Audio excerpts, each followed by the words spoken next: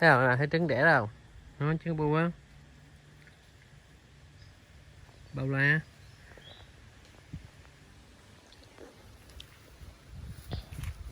Để lấy cây dẹt dẹt ngang thấy buông nha.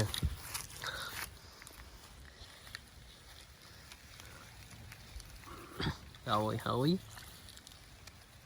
không con nào hết luôn. Bị đang bắt ăn cắp hay bắt hết rồi, bị bẹp ăn hết rồi. Hỏi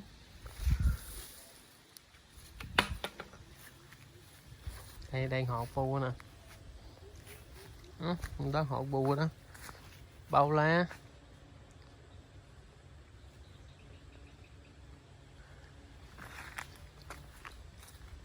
Em đi ra vườn có chanh không? Chanh mùa này khan hiếm.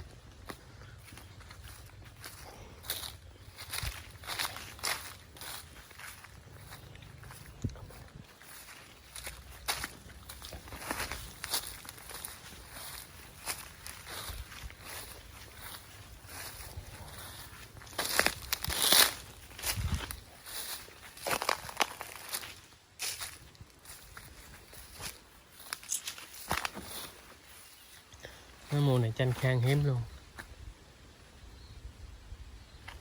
không có trái luôn.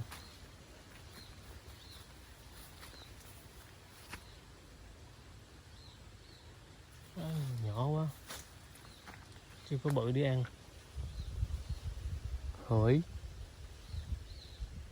bụm luôn.